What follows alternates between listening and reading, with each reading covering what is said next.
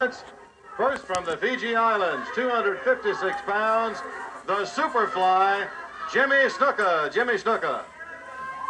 His opponent from Winnipeg, 235 pounds, young Ron Ritchie. Ron Ritchie. One fall, 10-minute time limit will be ready right after this timeout. Jimmy Snuka against Ron Ritchie. One fall now with a 10-minute time limit. What an athlete, Jimmy Snuka. Yes, he is. David, I think Jimmy Snuka would be, if he were playing football, he would be an All-American. If he were a baseball player, he would hit 400. And if he were a hockey player, he'd probably score a hat trick every game. He's just that kind of a guy. He's just a tremendous athlete. Got a fantastic body on him. And since he's moved into the stable of Gene Anderson, and Gene Anderson is taking him under his wing. Gene's taught him to be mean. He is really mean. But right now, he's having his problems with Ron Ritchie. Ritchie, right now he's trying to wear Jimmy Snuka down with that headlock. He's got to keep him down on that mat. If you let Snuka up, he's dangerous. All right, Ritchie with good pressure now on that headlock, keeping Snuka on the mat. And as you say, David, that's the place for him to stay. Ritchie can do a lot more damage here than he can with Snuka on his feet. That is true. He is so quick, so agile. And he has got spring in those legs like you've never seen before. All right, Ritchie, better watch out.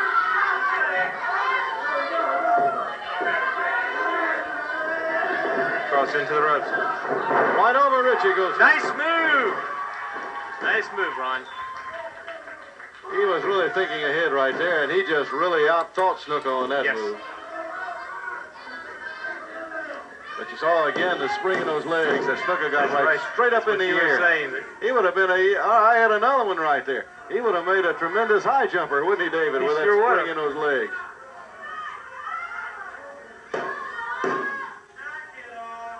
Again, Ritchie now, good pressure on that headlock. There you see Gene Anderson. I think this is another thing in Ritchie's favor right here is stay with it and sort of crowd Snuka, David. If you can, stay on top of him. Don't give him any working room and stay as close as you can. Well, they turned around on him right there in the ropes. Drop kick, nice move. Headlock takes him over, right back down on the mat. Good strategy. Boy, he had to quickly get his shoulder up, too. He was about to have him there for 3 seconds. You can definitely tell Gene Anderson is nervous about his man Jimmy Snuka. All right, look out. Headlock. Across into the... Oh! Well, he came off with a headbutt. Lord Ritchie with a headbutt as he came hard off of the ropes. And he ripped and clawed across the face. I don't know whether he ripped the mouth or got the fingers in the eyes. You couldn't tell. Again now, he's ripping and clawing at the mouth and the eyes. And that time, he very definitely got a finger in the eye. Thanks, Ritchie. Hard right. Right on the nose. Right on the button. Hard right hand. Takes him now, whips him into the ropes. Chop. Now he's stomping to the head of Ritchie. He's using the flat of the boot, so it's a legal move. He's being egged on all the time by Gene Anderson outside. Keeps yelling instructions to him, pounding on the mat with a cane.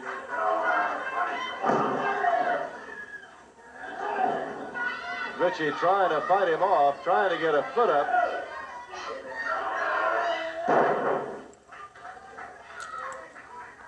He's in a weakened state right now, David. Yes, he is. The blows from Jimmy Snuka have taken their toll right here on Ritchie. Snuka picks him up, backbreaker. Holds him there. He's just going to hold him right there and lift him up again. Slams him down on the mat. It's a Superfly. And he's going to go out of the ring. Let's see if he's going to do it, David. Yes, he is. Here comes Snuka off of the top rope. The Superfly leap of Jimmy Snuka. One of the most fantastic things I think you'll ever see in a ring anywhere, when Jimmy Snuka flies off of that top rope about halfway across that ring.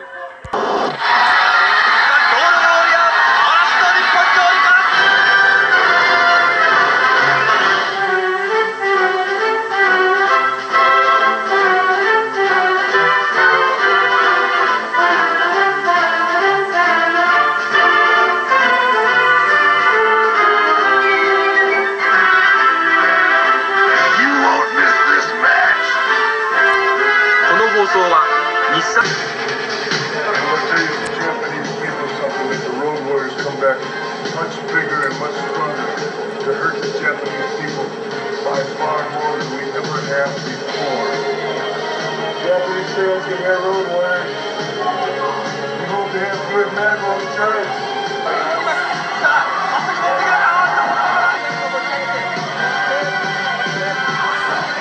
さあ、フォークから今度はアニマルへ合体したパワーが見られる。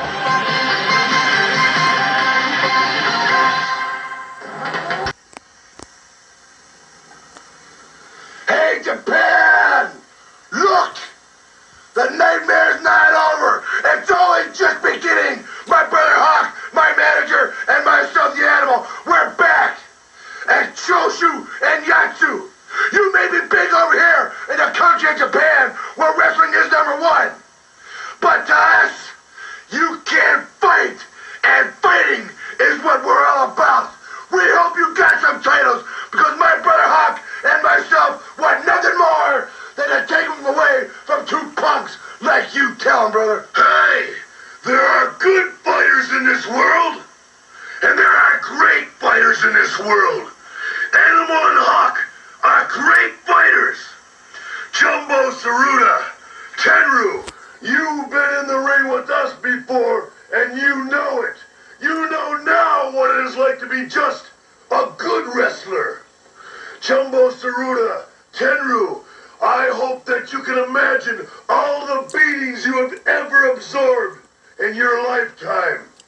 Well, then you add about 500 more and times it by 10 to the second power.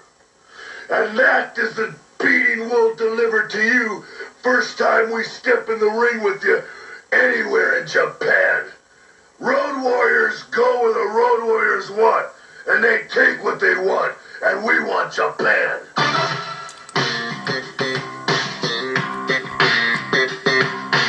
You know, when you go to war, you build a ship that will withstand the most severe of all storms. Look at Hawk. Look at Hawk's neck, 24 inches.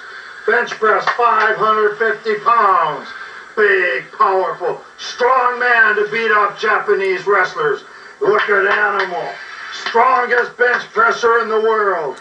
600 pounds. Squat 800 pounds. Very strong to beat up Japanese wrestlers. Ichiban Road Warriors. このフォークとアニマルの黒い剣が四角いジャングルに走ってくる。さあどけ、暴走選手の通りだ。さあ怒涛が押し寄せた。さあかかったぞ、かかったぞ。フォークだぞ。そしてジャイアント馬場にまるで檻から解き放たれたスコットエッパイオンのように襲いかかりました。これがザ・ロードウォーリアーズであります。Well, this is the fourth part of the 8th episode of Wrestling 80, and like I said, I'm going to throw in a Road Warriors match here as a tribute to Road Warrior Animal here, even though it doesn't match up with timeline. Still, I feel that I'm not going to wait 3 years of this podcast to immortalize the Road Warriors when they were so important to me as a young fan growing up. One of the first memories I have is from the February 1985 edition of Pro Wrestling Illustrated, one of the very first wrestling magazines I ever bought. And I remember seeing Road Warrior Animal and Hawk in the centerfold, and I was amazed. And then, of course, you know, being a wrestling fan and seeing them in the AWA for the first time after that, right before they left AWA. to go to the NWA.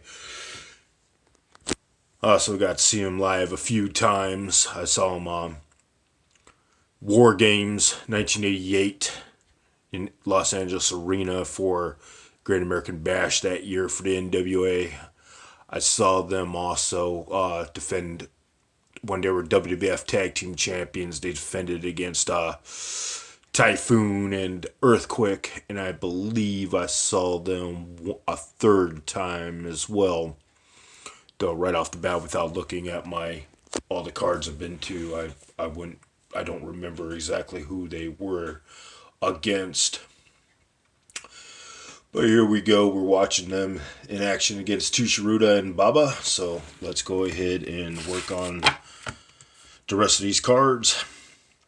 And I'm going to use this match as one of the triple main event, and then I have two more matches after this that I'm going to give you. So let's go with February 26, 1980 in Ashbury Park, New Jersey for WWF. Bulldog Brower defeats Johnny Rodz. Rene Goulet defeats Baron Mikel Scaluna. Dominic DeNucci over Mike Masters.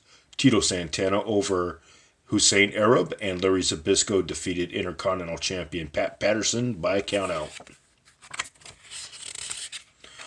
We're going to start the 27th of February 1980 in Tokyo, Japan for New Japan, which looks like it was a combination of New Japan and a kickboxing promotion. So we're just going to read the results that involve the wrestlers. UWA Light Heavyweight Champion Gran Hamada defeated Babyface. WWF World Martial Arts Champion Antonio Inoki took on kickboxer and Willie Williams, defeating him. And El Greco and El Sergio defeated Kantoro Hoshino and Koetsu Yamamoto by disqualification in 3 minutes and 24 seconds.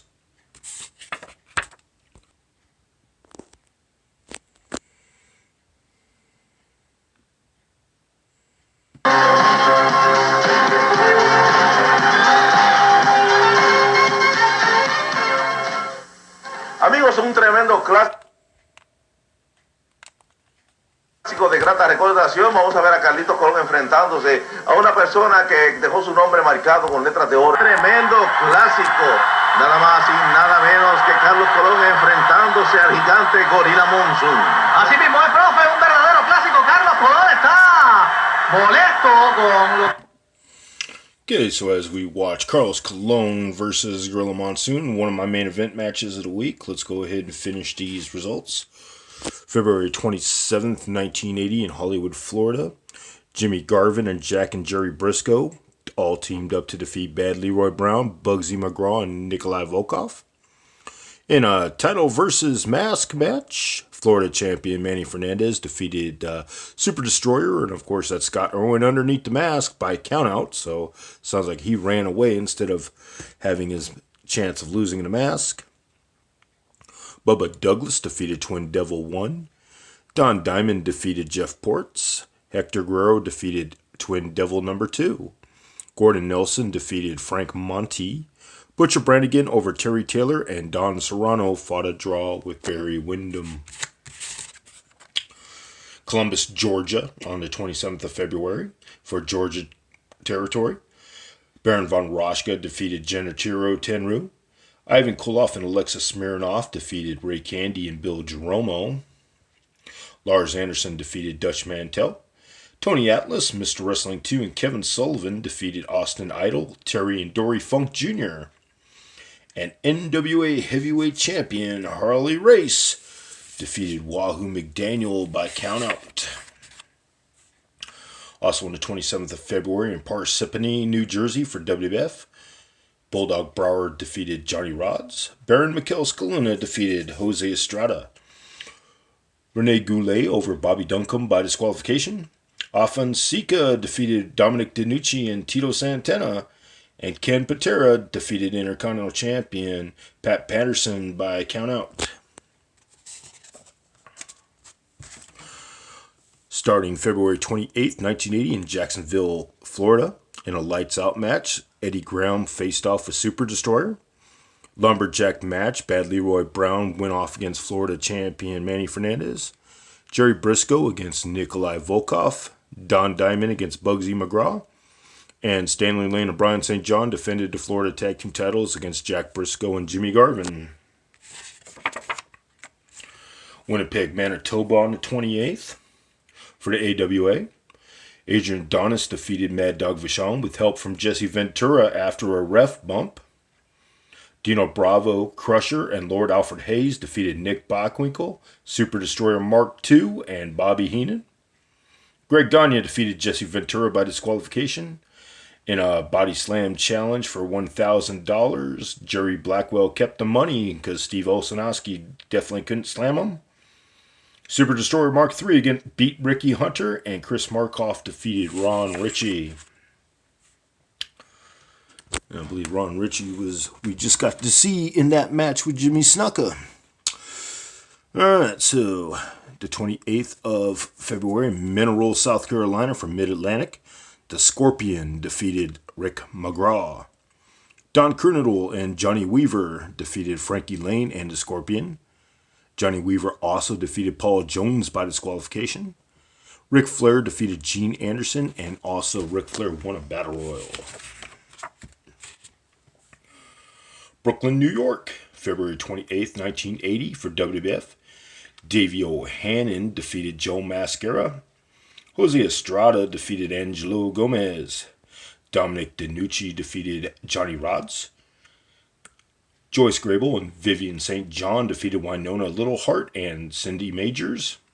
Intercontinental Champion Pat Patterson fought a double disqualification with Ken Patera. Also on the 28th of February for WWF in Worcester, Massachusetts. Pete Dougherty defeated Steve King. Mike Masters defeated Fred Manzino. Rene Goulet defeated Frankie Williams. Sika defeated Tito Santana. And WWF champion Bob Backlund defeated Alpha. Are we done for February? No, we're not, because 1980 was a leap year, so we have a 29th day for February for 1980. So let's see what we have on that day. Tokyo, Japan for New Japan. George Takano defeated Hiroyuki Saito. Osamu Kido defeated Makoto Arakawa. Koetsu Yamamoto and Haruka Eigen defeated Strong Kobayashi and Junji Hirata in 11-14. Babyface defeated Kuniaki Kobayashi. El Gringo and El Sergio defeated Gran Hamada and Kantoro Hoshino by countout. Seiji Sakaguchi defeated Angel Blanco by countouts in 5:52. And Bad News Alan Koaj and Super Destroyer Scott Irwin defeated Riki Choshu and Tatsumi Fujinami in a 2-out-of-3 falls match. Calgary, Alberta for the Stampede Territory on February 29th. North American champion Leo Burke fought a no contest with Bobby Bass. Jim Neidhart defeated the Loch Ness Monster by countout. Lynn Denton fought a no contest with Bret Hart. Dynamite Kid fought a draw with Steve Wright. Eric Embry and Hubert Gallant defeated Cuban Assassin and Goldie Rogers. Los Angeles, California on February 29th. Carlos Mata defeated Professor Ito. Enrique Lames Jr. defeated the Great Goliath. The Hood fought a draw with Tom Pritchard. Handicap match, Chavo Guerrero defeated Jack and Roy Evans. Pampero Firpo and Victor Rivera beat Al Madril and Frank Running Hill. Couple more cards here. Denver, Colorado on February 29th for the AWA. Non-title match, Crusher defeats AWA Heavyweight Champion Nick Bockwinkel. Adrian Adonis fought a draw with Dino Bravo. Adrian Adonis also teamed up with Jesse Ventura to defeat Dino Bravo and Greg Gagne by disqualification. And Lord Alfred Hayes defeated Bobby Heenan.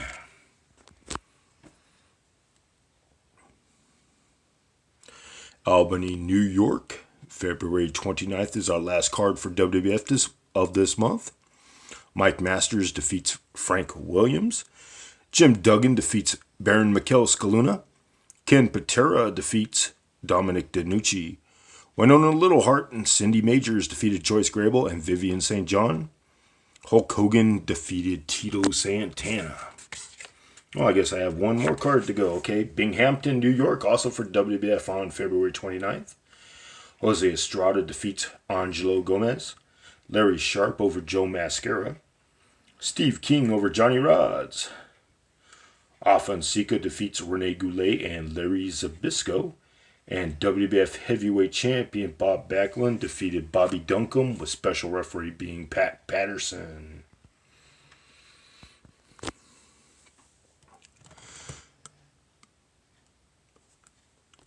Looks like Carlos Colon is on the run, chasing somebody who interfered in the match. So it looks.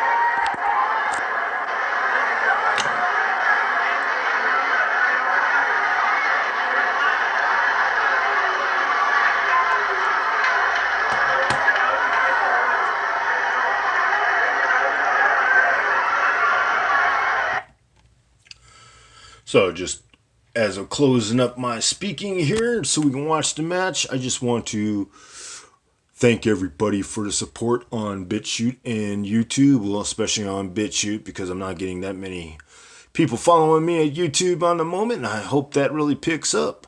Wrestling fans, I need your support. Let's get me up. I haven't had any new subscribers for 2 weeks now, and on BitChute I have videos that are almost at over 150. I should have more than 10 subscribers. I need your support, wrestling fans. Again, this podcast I do free time, and it's a timeline podcast, so there's plenty of material for me to use. And again, most of this footage I'm hoping that I use because I don't want YouTube removing it, but yet they remove footage all the time. So in a way, this is some of this footage is I'm preserving it through this podcast. Any suggestions, comments, or requests, please let me know. I want to make this an interactive podcast, and wrestling fans, I really do need your support for this for me to make this a podcast well worth. I need to know that y'all are supporting me and wrestling history. So thank you all, and sorry it came out a little bit normally later than normal. I kind of had a busy week to take care of, and I was with family yesterday, and then as I was going to film the show, of course, finding out Road Warrior Animal passed, that was really devastating, and it kind of took me out of the mood for filming yesterday anyway. So here we go, and I'll try to get the Wrestling Timeline and Wrestling 80 back to its normal Sunday and Tuesday schedule next week without barring any problems. Thank you so much. Enjoy the rest of the show. This is Sabu Steve Dogosh, and thank you for watching.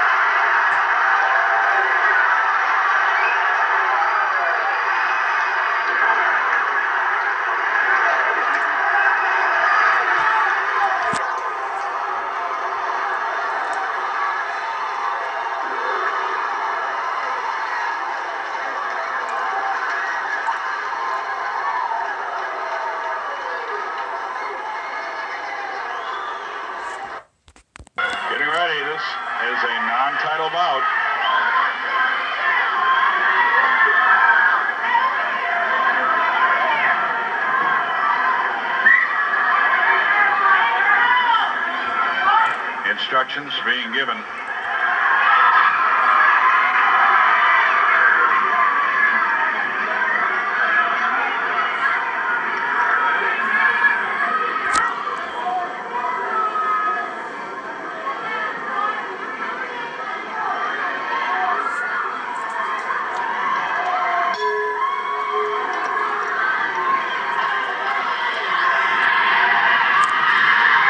Rick Martell, that's the best 2 out of 3. Just now getting into it, Buddy Rose.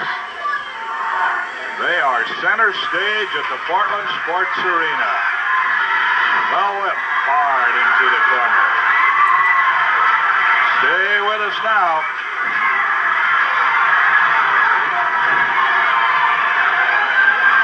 We are going to keep it right here. Brakes are out of the way. Backbreaker, yes, and he did it with his right leg this time. 1, 2, and a flail kick.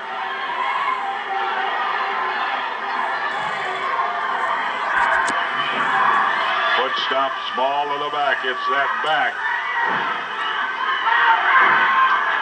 Martell wants to work on a shot to the midsection by Rose. Now he's lifted.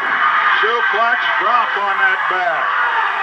Martell with a vengeance, to say the least. Turns him over. Knee drop coming up. Yes. But be a little careful, Rick. You drove it with that left one and gets it again. Left one apparently feeling better at the heat of action.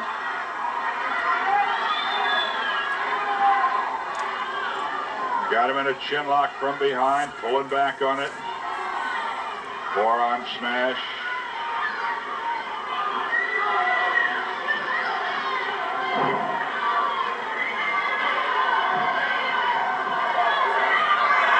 Fingers got in the eyes, Rose. Brings Martell out. Going for body slam. And he couldn't do it. Rose could not take the pressure of the weight. Holding Martell up above him, the back gave out. He had to just let him down on his feet. Rose unable to drive him. Uh-oh, this could do it. A grapevine. The abdominal stretch puts a lot of pressure on that back. Rose grabs the hair of Martell, pulls him over. Martell has him in trouble.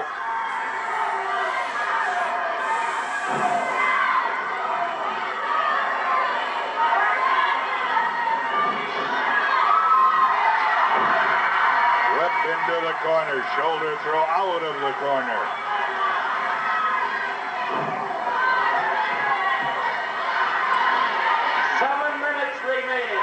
Going after the mask. Martell now going after the mask. That would be the supreme insult. Rose, who has said that people will not see me bald. I will wear wigs until my hair goes back to its original loveliness. Martell has it about halfway off to get that mask off. Up over toward the floor. Of course, it'll slip off from there. Rose now holding on to it. Martell gets it off. Martell gets it off, but the sheepherders are there. Rose heading for the dressing room. Well, I hope you didn't turn your head. Rose has run to the dressing room. The sheepherders got there. The count's going on. I do not think Rose is going to come back in the ring. He is all the way back to the dressing room. Sheepherders came out, saying he was in trouble.